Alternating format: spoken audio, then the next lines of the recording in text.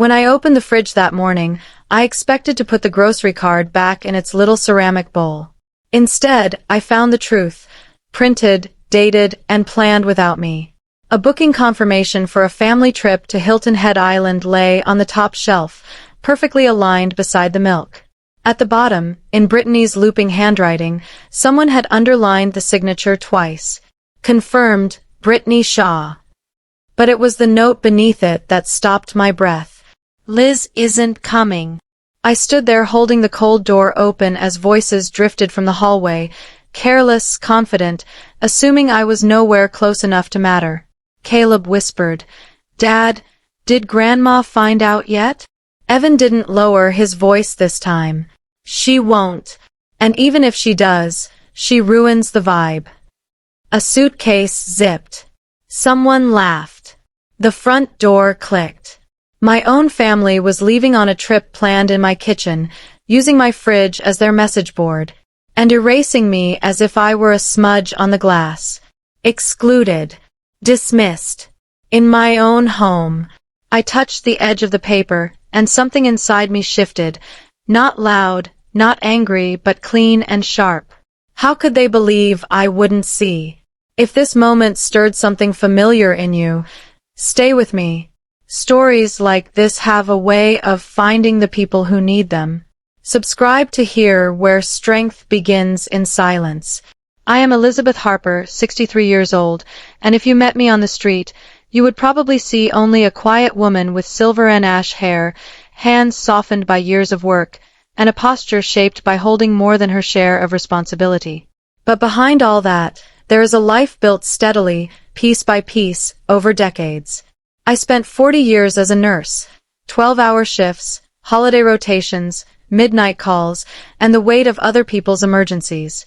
I was always the one who stayed, who steadied, who remembered the details when everyone else forgot. This house in Jacksonville wasn't handed to me.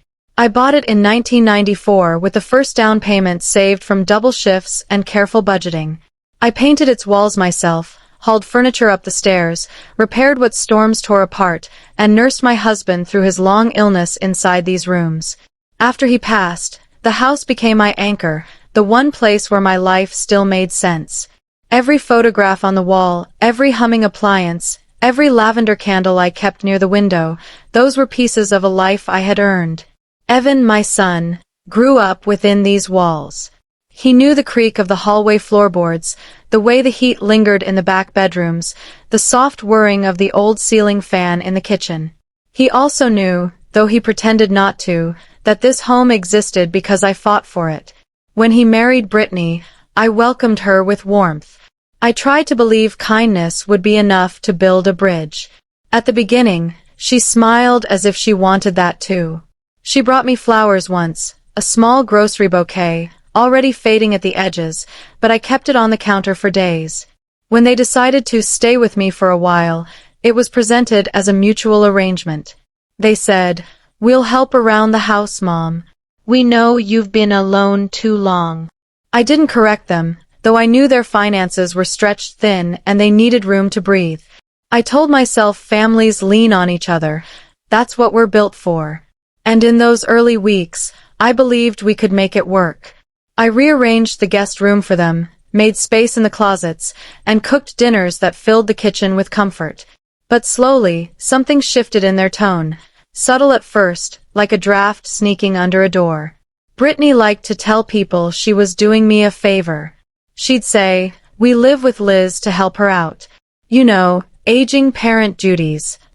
She'd laugh lightly after saying it, as if it were a joke, except her eyes would scan the room to make sure people heard. Evan would nod along, not correcting her, not acknowledging that I paid every bill, water, electricity, groceries, internet, and covered most of the childcare when they wanted couple time. I noticed the small ways they grew comfortable dismissing me. When friends visited, Brittany spoke about our home, her hand sweeping through the living room as if presenting something she owned.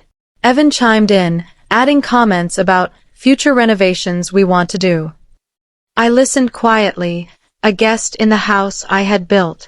They never said it directly, but I could feel the implications settling like dust on furniture.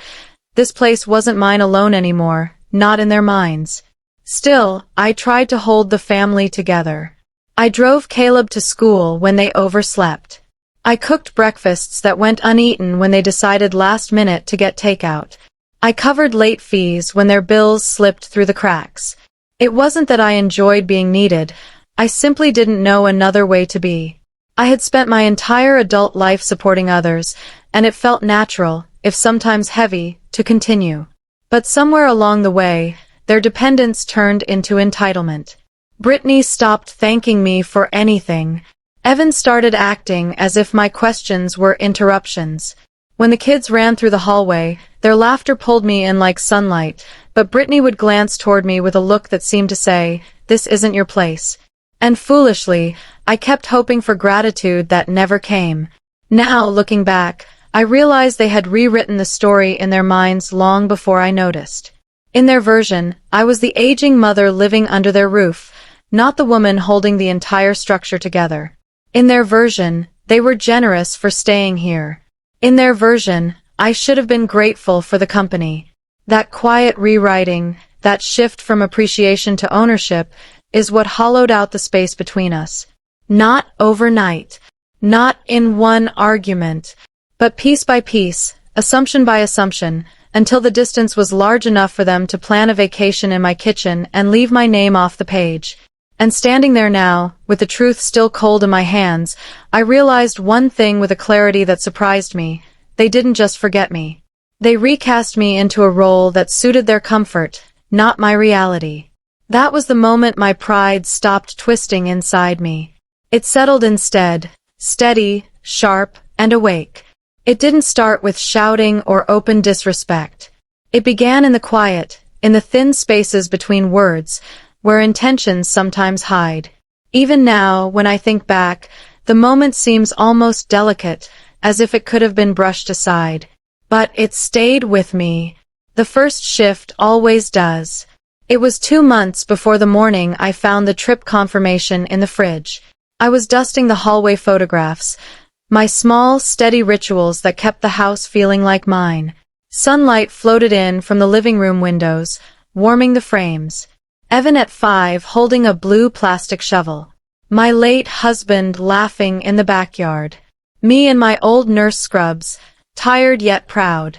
Pieces of a life lived honestly. I heard Brittany's footsteps before she spoke. Quick, intentional, like she had rehearsed the conversation in her mind. She stopped next to me, arms folded, her smile stretched carefully across her face. "Liz," she said lightly, "do you think we could maybe take some of these down? Just when our friends visit. The house feels a bit old-fashioned." I lowered the dust cloth slowly.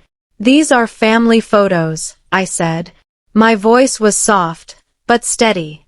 I wanted her to hear the meaning behind the words, even if she wasn't listening for it. She laughed, the way people do when they want to appear harmless. "Oh, of course. They're lovely. We just want a cleaner aesthetic. Young, simple, modern." Her eyes flicked along the photographs, not with affection but calculation. I felt it, how quickly she had imagined this hallway without the memories that lived here long before she arrived. "I'll think about it," I said. She seemed satisfied. She walked off, leaving behind the faint scent of her citrus perfume and the subtle displacement of someone rearranging what wasn't theirs. When I was alone again, I touched the glass of each frame as I passed, letting my fingers move slowly across the edges. I didn't take anything down. I couldn't. But something in the air felt different. A small pressure. A barely visible fracture. Later that night, I saw her replace my lavender candle with one she preferred. A small thing. The next day, the floral runner I bought years ago had disappeared. Another small thing. The guest bathroom towels were replaced without a word. Small again. But small things add up. They always do. Evan started mirroring her casual dismissals. "Mom, you know Brittany just likes things a certain way," he said. As if the home he grew up in, the home I worked myself thin to maintain, was suddenly inadequate. as if I had simply held the place together wrong all these years. I told myself not to make it bigger than it was. Families shift. People adjust. Change is normal. That's what I repeated internally, even when my chest tightened passing through the hallway. But I noticed I started walking differently, straighter, quieter, almost as if I were trying not to disturb something fragile that didn't belong to me. It was a strange feeling, becoming a guest in your own home, and yet trying hard not to acknowledge it. And still, I ignored it. The first crack is easy to deny. You tell yourself it's nothing. You tell yourself you imagined it. You tell yourself the people you love would never erase pieces of you just to make room for themselves. But deep down, even then, I knew. Cracks don't stay cracks. They widen. They reach. They look for the next weak point. And this one had already begun. It had settled quietly under the surface, waiting for the moment it would finally split open. After that first crack, the days didn't explode. They thinned. Little things began to disappear from my routines, like threads quietly pulled from a sweater. At first, it was the dinner table. I used to set 4 places automatically. 5, when Caleb's sister, Emma, joined us. Forks, plates, glasses, napkins folded into neat rectangles. It was muscle memory, the rhythm of a life spent caring for others. One evening in early May, I came into the kitchen at 6, the time we always used to eat. The table was already set, but only for 3. Evan at the head, Brittany to his right, Caleb to his left. No plate where I usually sat. I stood there for a second, holding the serving spoon over the pot of rice. Did we run out of plates? I asked, keeping my tone light. Brittany glanced up from her phone. Oh, we're eating on the patio with the kids. You don't like the mosquitoes, remember? Her eyes dropped back to the screen before my answer could matter. Evan added without looking at me, Yeah, Mom, we figured you'd want some quiet. You're always saying you're tired after work. They carried their plates outside, laughing as the screen door squeaked shut. I stood in the doorway a moment, watching the 3 of them sit under the string lights I'd hung years before, back when I imagined family evenings would always include me. I ate at the counter that night, the hum of the refrigerator my only conversation. The next night, they did it again. No one asked whether I wanted to join them. By the end of that week, 3 plates became their new normal. My place was never forgotten once. It was gone. Then the living room changed. It started with the door. Brittany closed it more often, even when no one was napping or watching a movie. When I walked down the hall and heard their voices, the sound would stop the moment my shadow crossed the doorway. The click of the door latch became a regular sound in the house, soft but final. Once, I tried to open it without knocking. Caleb's laughter cut off mid-sentence. Brittany turned from the couch. The television paused on some reality show reunion. Liz, could you knock? She asked, voice sugar-coated. We're just having some family time. I looked at my grandson, his eyes moving quickly from his stepmother to me. I thought I was family, I said. It slipped out before I could soften it. Brittany's smile thinned. You know what I mean. Core family. The 4 of us. Except there were only 3 of them in the room. I closed the door myself that time, letting the latch settle between us. Evan began using different language, too. When bills arrived, he'd say things like, We've got to get our house looking right if we ever host people properly. Or, we should renovate our kitchen, it doesn't match our style. Each time, the word our landed with a small weight. He never said, Mom, would you like to? Or, what do you think about? The decisions were spoken about as if they belonged to him and Brittany alone, as if I were merely an older relative temporarily occupying a spare room. The sign in the kitchen arrived quietly one afternoon. I came home from a shift at the clinic, my feet aching, my scrubs carrying the faint smell of disinfectant no amount of washing could fully remove. As I set my keys in the little ceramic bowl by the fridge, I saw it hanging above the doorway, a wooden plaque with scripted letters, newly drilled into my wall. This home belongs to U.S. The word U.S. was painted in thicker strokes, almost shouting. Brittany walked in behind me, wiping her hands on a dish towel. Cute, right? I found it at that boutique on Riverside, she said. It just felt accurate. Accurate, I repeated. Yeah. She smiled at the sign with the satisfaction of someone placing a flag on claimed land. We're really building something here. Our space, our life. Our. I studied the plaque for a long moment. The lavender candle on the counter, the same one she'd once replaced, flickered beside it. Two versions of home standing inches apart. I thought this home already belonged to someone, I said quietly. Brittany didn't miss a beat. Well, now it belongs to all of us. That's what family is, right? But her tone told me she didn't see us as equals, no matter how she dressed the words. After that, the house's center of gravity shifted further. Their packages arrived daily. New bar stools, a rug, throw pillows, a glass coffee table that replaced my sturdy wooden one without warning. My things were moved to the garage, stacked in corners without labels or care, as if they'd always been clutter waiting to be cleared. When I asked Evan where my old coffee table had gone, he shrugged. Brittany thought it didn't fit the aesthetic. We donated it. You don't mind, do you? I did mind. But I also knew the answer had already been decided, and my opinion was an afterthought he expected me to swallow politely. I felt myself small. The morning of the betrayal was warm enough that the kitchen tiles felt almost soft beneath my feet. I had just finished brewing coffee, the same medium roast I'd used for years, when I heard the clatter of luggage wheels bumping down the hall. At first, I thought they were rearranging again, moving furniture without telling me. But when I stepped out of the pantry, I saw Brittany dragging a suitcase toward the door, her sunglasses already perched on top of her head. Evan followed behind her with another bag, heavier, the kind he only used for long trips. Caleb trailed behind them, clutching his stuffed shark and trying to keep up. I blinked once, twice, trying to understand what I was seeing. There had been no talk of a weekend getaway, no mention of visiting friends. Nothing. Just this sudden rush, like a small migration happening without warning. Brittany didn't even look at me when she said, "Thanks for watching the house.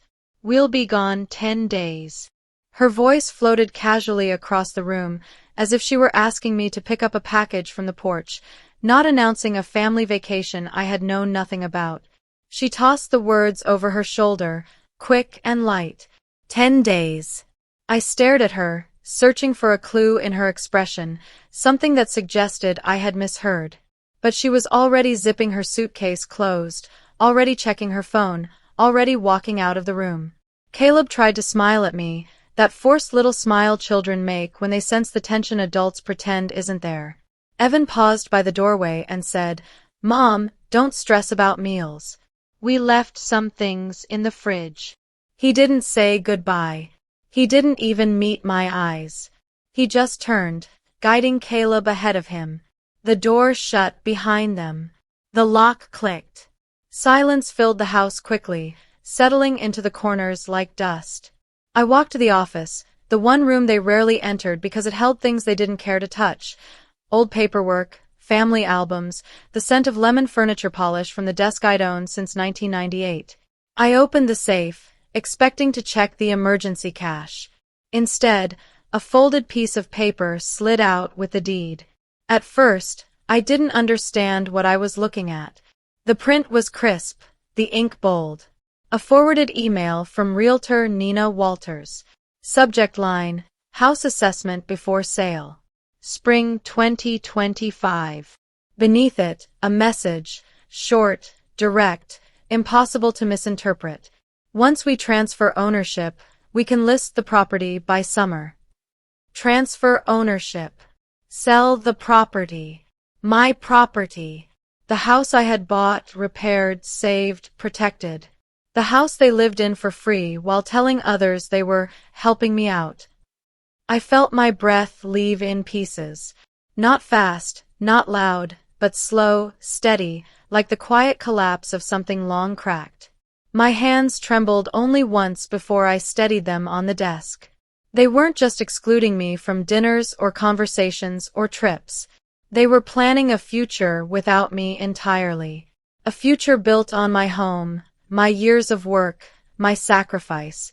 They hadn't asked. They hadn't hinted. They had simply assumed they could take what was mine. I read the email again, the words imprinting themselves deeper each time.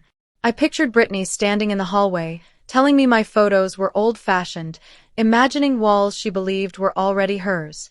I pictured Evan discussing our renovations, nodding confidently as if he had earned the right to decide anything about these rooms. Suddenly, every small dismissal, every closed door, every missing place setting snapped into alignment. This wasn't thoughtless behavior. It wasn't clumsy insensitivity. It was preparation, a slow conditioning, a quiet rewriting of ownership.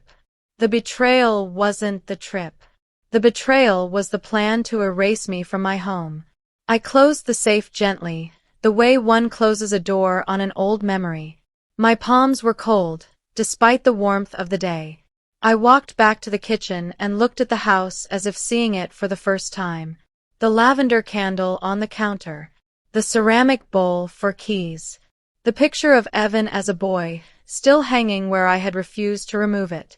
And then, something inside me hardened, not from anger, but clarity. The kind of quiet certainty that feels like stepping onto solid ground after months of walking on something that kept shifting beneath your feet. I stood there for a long while, listening to the hum of the refrigerator and the quiet tick of the hallway clock. Those sounds had accompanied every chapter of my life here, steady and loyal. And in that moment, I realized they were the only things in this house that had never tried to take anything from me. They were reminders that this place was built by my hands, my choices, my sacrifices. No matter what plans Evan and Brittany had made, they could not rewrite that truth. I sat at the kitchen table with the printed email in front of me, the paper smooth under my fingertips, the ink dark and certain. Outside, a lawnmower hummed somewhere down the street. A dog barked twice. Ordinary sounds, on a morning that had quietly ended the life I thought I was living. The house around me felt both familiar and strange, like a room I'd stepped into in a dream. The cabinets I had painted myself. The fridge covered in school drawings and appointment reminders. The clock above the stove, its second hand jerking forward, measuring out a future my own son had decided I did not belong in. I read the line again, once we transfer ownership, we can list the property by summer. It wasn't a mistake. It wasn't a joke. It was a plan. For years, I had told myself that the small humiliations were accidents, that Brittany didn't mean to erase my choices, that Evan was just distracted, overwhelmed, tired. I had excused doors closed in my face, my place at the table quietly removed, my things donated without permission. I had given them the benefit of every doubt while they quietly removed me from the story of my own home. Now, the doubts were gone. All that remained was proof.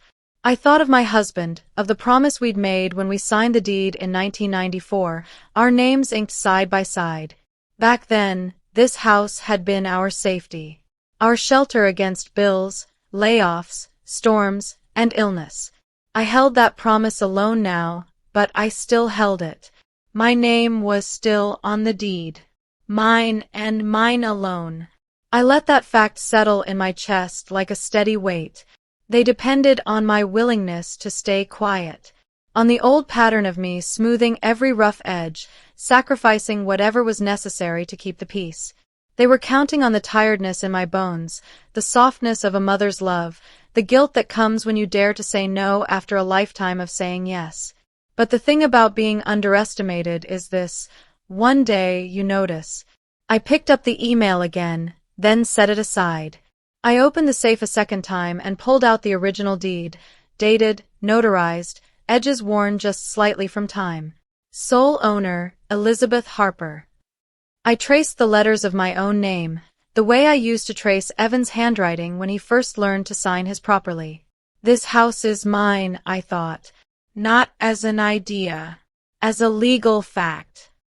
They had planned a vacation without me, using my walls as their staging ground. They had called it our home, while drafting messages about transferring ownership. They had hung a sign claiming this home belonged to us, while working privately to push me out of the word entirely. No more. The realization didn't arrive as a burst of rage. It came as a quiet rearranging inside me, like furniture finally being placed where it was always meant to go. I was not helpless.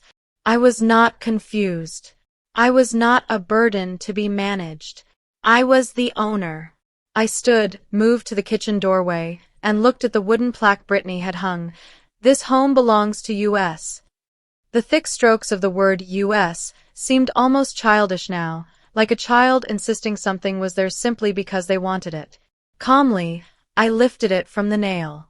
The screw scratched faintly against the wood, a small, rough sound that felt more satisfying than any shouted argument could have. I carried the sign to the trash can, pressed the lid pedal with my foot, and dropped it in. The lid closed with a soft thud. No ceremony. No speech. Just a decision. For the first time in years, I felt my spine lengthen, uncurled from the quiet apology it had been holding. I walked back through the hall, touching the frames that still remained, each photograph a witness to the life I had actually lived. This ends now, I thought. Not later. Not after another compromise. Not after another holiday where I pretend not to see what's happening. Now. I wasn't just reacting to their betrayal. I was drawing a line, one backed not by emotion alone, but by paper, ink, and history. They had made their plans. Now it was time to make mine. In that moment, I finally stepped back into my own life as the one person in charge. When the realization settled fully inside me, it didn't come with shaking hands or tears. It arrived like a steady tide, quiet but absolute. I went to the sink, washed my coffee cup, and dried it with the linen towel my sister had given me years ago. A small ritual. A grounding one. Then I set the cup down, turned, and began to put my life back in order, on my terms. The house felt different now. Not hostile, not foreign, just honest. For the first time in a long while, nothing was pretending anymore. The truth was sharp, but it was clean. And clarity, true clarity, has a way of waking a person up. I pulled my notebook from the drawer, the one where I kept budgets, grocery lists, appointments. I wrote a single word at the top of a blank page. Action. Underneath it, I drew a line. Everything that came next would be deliberate and final. The locks were first. I drove to the hardware store with the deed in my purse, the Florida sun warming the dashboard. Changing locks was something my husband and I used to do together, usually after a storm or during a long weekend project. Doing it alone felt strangely powerful. I chose sturdy deadbolts. Nothing fancy, nothing showy. Just strong. Reliable. Mine. Back at the house, I set the bags on the counter and exhaled. My hands didn't shake as I unscrewed the first plate. The old lock slid out easily, as if it had been waiting for the moment to step aside. I fitted the new one in, tightened the screws, tested the latch. Click. Solid. I went from door to door, the front entrance, the back porch, the garage, even the side door they like to use when coming home late. With each installed lock, I felt something in me settle more firmly. The house seemed to hum a little, as if acknowledging the shift. Next, I gathered every file related to the property. Tax forms, insurance papers, appraisals, receipts from repairs I had paid for a loan. I carried them to the office and placed them neatly inside the new fireproof safe I had bought months ago but never filled. The old safe, with its sticking hinge and fading combination dial, felt symbolic now, outdated, too easy to treat carelessly. My name on the deed looked sharper under the lamp. Clear. Unambiguous. A fact that could not be softened or politely ignored. Then I opened my laptop. The realtor's email sat there, Waiting. My reply was brief and steady. The house belongs solely to me. Any attempt to list, assess, or discuss it without my explicit consent is unauthorized and will be treated accordingly. No threats. No dramatics. Just truth. Truth can be enough when you finally speak it plainly. I sent copies of the deed, the email, and a short explanation to my attorney, someone I rarely contacted, but always trusted. His out-of-office reply assured me he would review everything upon return, but that didn't matter. I had put the facts into the proper hands. A record existed now. A line in the sand. After that, I logged into my bank account. Brittany's name had been listed under authorized household purchases for 2 years, a decision I'd made in a moment of generosity I barely remembered.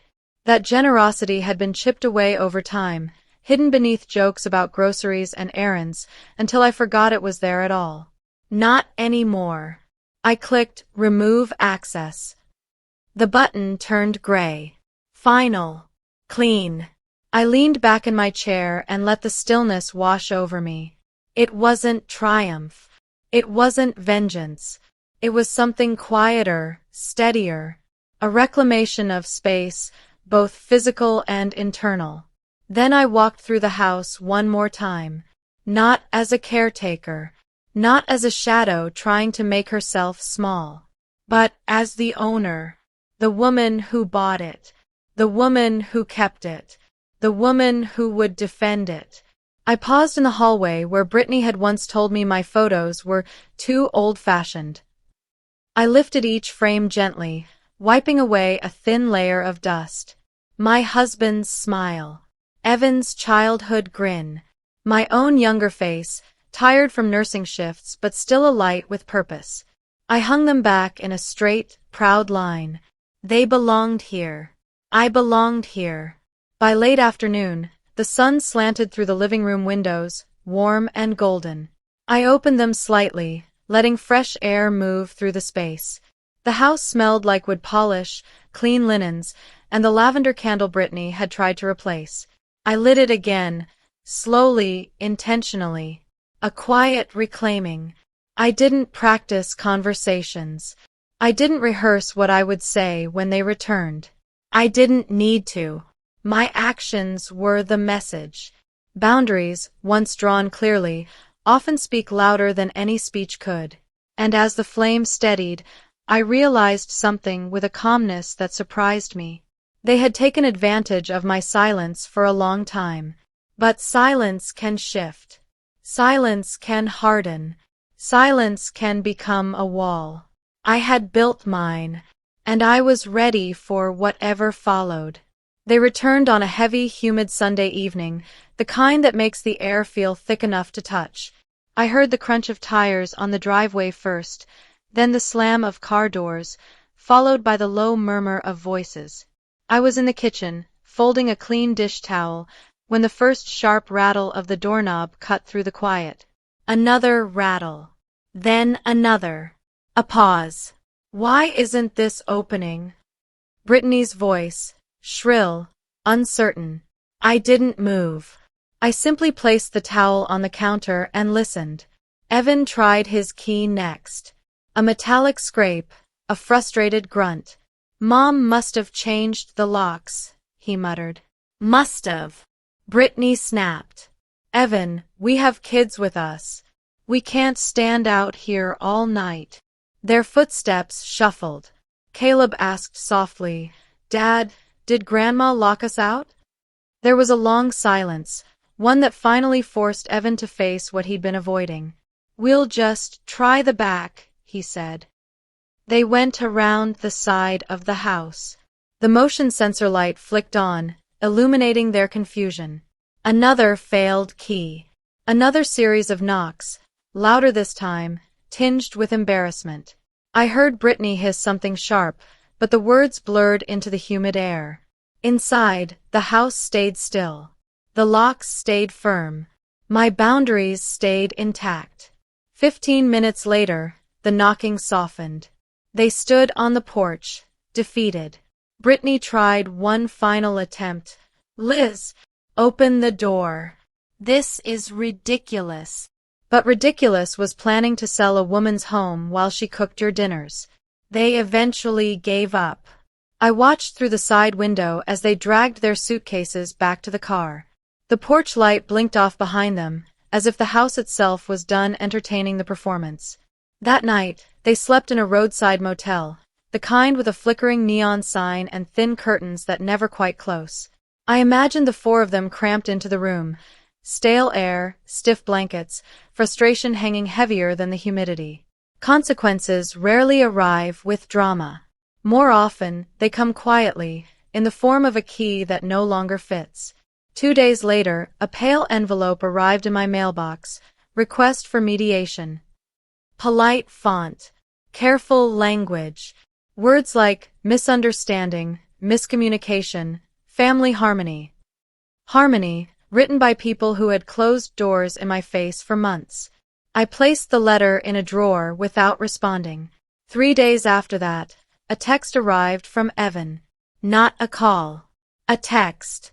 Mom, can we talk? I didn't answer. Silence is also a sentence, and sometimes it is the most honest one. Then the unraveling began. A neighbor mentioned seeing Brittany shouting on the sidewalk during a phone call, waving her arms as if trying to force the world to obey her. Another person sent me a quiet message. Brittany had been deleting family photos online. Posts vanished. Captions changed. The curated perfection of their digital life began to crack. One evening, as sunlight thinned across the yard, I found a thick manila envelope pushed under my door. I didn't open it immediately. I made tea first. I straightened the cushions on the couch. Only then did I sit at the dining table and slide out the papers. Divorce filings. Not mine. Theirs. Irreconcilable differences. A cold phrase for a truth I had seen blooming long before they did. Entitlement corrodes everything it touches. Brittany had pushed too far. Evan had avoided too much. And the fault lines they created finally split. I did not smile. I did not feel vindicated. What I felt was a long exhale, years of tension leaving my shoulders in one slow release. Their choices had finally met their consequences. It had nothing to do with me beyond the boundary I finally drew. That night, I opened the windows and let the warm air drift in. The wind chime outside, my husband's old one, swayed softly. Inside, the house felt calm, as if settling into its rightful shape again. I walked through each room, barefoot, grounding myself in the space that had returned fully to me. The lavender candle flickered on the counter. The walls held their quiet. The house, after so much noise, felt balanced. I did not rush to fill the silence they left behind. Instead, I allowed the quiet to stretch, to settle into corners long crowded by tension. I found myself hearing details I had forgotten, the soft tick of the hallway clock, the faint buzz of the refrigerator, the gentle echo of my own footsteps. For years, these sounds had been drowned out by other people's demands, their voices loud with entitlement. Now they returned like old friends, patient and steady. In the afternoons, I sat by the window with a book, letting the light shift along the floorboards. I noticed the way the trees outside bent slightly with the wind, how the shadows moved across the fence. There was peace in ordinary things. Peace I had once mistaken for loneliness, back when I was still trying to convince myself that acceptance was the same as belonging. A few neighbors asked if everything was all right. I smiled and told them I was taking time for myself. They nodded, sensing more but not pressing. Some truths do not need to be told aloud. They sit in the air like a familiar scent. One evening, I found myself standing at the hallway gallery of photographs, the same ones Brittany once tried to remove. I traced the edges of each frame, remembering the days captured in them. Evan's scraped knees, birthday candles, vacations we took when money was tight but joy was abundant. Those memories steadied me. They reminded me that love had existed here, real and quiet and earnest, long before the house became a battlefield of someone else's ambitions. The more distance I gained, the more clearly I saw that what happened was not sudden. It had been growing, small root by small root, until it finally tore through the surface. But just because someone tries to rewrite your place in your own life does not mean they succeed. Boundaries restore what was true long before the conflict began. When I swept the kitchen floor that week, I felt something I had not felt in years. Ownership not just of the house, but of my own presence. My choices. My voice. In the weeks after the locks were changed and the house finally exhaled, I found myself moving differently through each room. Not cautiously, not apologetically, but with a quiet steadiness I hadn't felt in years. The morning light slipped calmly through the kitchen window now, no longer interrupted by hurried footsteps or complaints about the coffee being too weak. I brewed it the way I liked. Strong, simple, in the same ceramic mug I had used since my early nursing days. The house felt honest again. I started with the bedroom. For years I had kept it exactly as it was when my husband was alive, out of habit, out of grief, out of the feeling that changing anything would mean letting go too soon. But grief, I learned, doesn't vanish when rooms stay still. It softens only when life begins moving again. So I chose lavender paint, the soft shade I'd always loved. As it dried on the walls, the room brightened, breathing easier, as if it too had been waiting for permission to change. Next came the garden. I trimmed the hedges, pulled weeds that had grown wild during months of distraction, and replanted rosemary where the soil was still warm from the sun. The scent rose around me, clean, grounding. My husband used to tease me about how I talked to plants, how I whispered to them when I pruned their leaves. I whispered again now, not out of habit, but because I felt present in a way I hadn't for a long time. Inside, I took back small corners of the home that had been overshadowed. I returned my photographs to their place in the hallway, the same photos Brittany once called old-fashioned. But now, lined up in warm light, they didn't feel old. They felt rooted. They felt earned. A history no one else could rewrite. A month after the fallout, Evan came by. Not with demands. Not with Brittany. Just him and Caleb, both standing on the porch as if unsure whether they belonged there. Evan held his cap in his hands, twisting it slowly. Caleb leaned close to him, eyes wide, waiting. "Mom," Evan said softly, "can we come in?" I looked at them. My son who had lost his way, my grandson who never asked for any of this. For a moment, the lavender scent from the newly painted room drifted faintly through the hall. I thought of all the months I had spent shrinking myself to accommodate everyone else's comfort.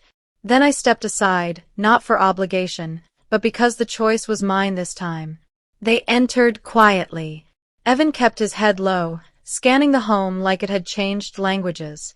Caleb wandered to the living room and touched the wind chime hanging near the window, the one his grandfather loved. We didn't talk about the trip. We didn't talk about the realtor. We didn't need to. Evan's apology wasn't loud. It wasn't eloquent. It came in the form of silence, of the way he finally sat at the table without expecting me to serve him, the way he listened when I spoke. We talked about small things, Caleb's school project, the early summer heat, whether the gardenias would bloom again. Ordinary things. But ordinary can heal when it isn't one-sided. When they left, Evan paused at the door. "Thank you," he said quietly. "For what?" I asked. "For letting us in." I nodded. "It's my home," I said. "I choose who crosses the threshold." The truth didn't sting him. It steadied him. Sometimes boundaries don't push people away, they teach them how to return. After they walked down the path, I closed the door gently and let the quiet settle. Not the hollow quiet of being overlooked.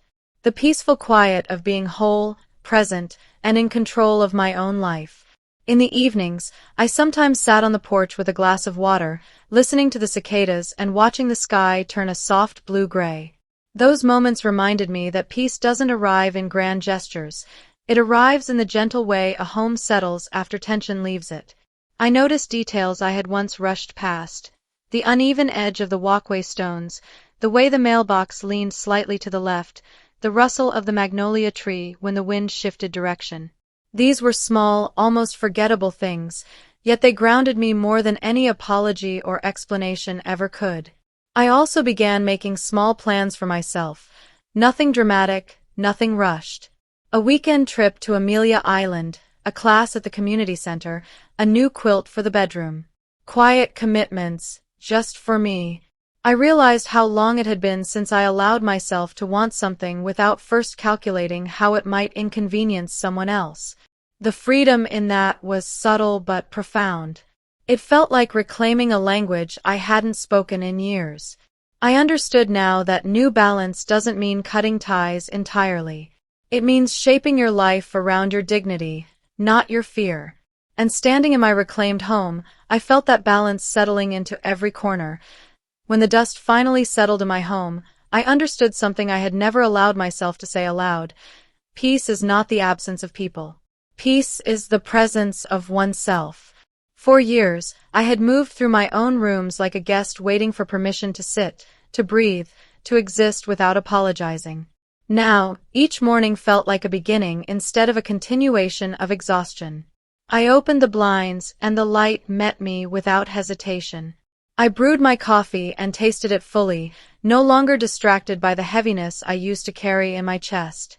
I walked through the house slowly, reacquainting myself with the spaces I once surrendered to keep the peace. My bedroom, soft with lavender walls. The hallway lined with photographs that had survived storms, moves, illnesses, and love. My garden, alive again in the warm Florida sun. It all reminded me that a life isn't rebuilt in grand gestures. It's rebuilt in small, steady choices, each one reclaiming a piece of yourself. I didn't win anything. I didn't seek revenge. I simply stepped back into my own life, the one I had quietly abandoned while trying to protect a family that no longer saw me clearly. Evan's visits now come with a softer tone, a careful awareness. Caleb runs through the hallway with unguarded joy, and sometimes that alone is enough to stitch together a moment of grace. I don't ask for more than honesty. I don't expect more than effort. Healing doesn't erase what happened, but it makes space for what can still grow. I learned that boundaries do not end relationships, they reshape them. And sometimes reshaping is the only path that keeps anything real at all. The doors of my home are no longer open out of obligation. They open when respect crosses the threshold with them. That difference has changed everything. Some losses still ache. Some betrayals still echo at odd hours. But the ache no longer owns me, and the echoes no longer drown out my own voice. I survived the quiet erosion of my place in this family, and I rebuilt the ground beneath my feet, one clear choice at a time. The result is not triumph, it's steadiness. It's truth. And it's mine. If my story reaches the part of you that has stayed silent too long, know this: you are allowed to reclaim what was always yours. You are allowed to choose yourself without guilt. And you are allowed a life where your presence is not a burden, but a root. If this spoke to you, stay with me. Subscribe, and we'll keep sharing the stories that turn quiet into strength.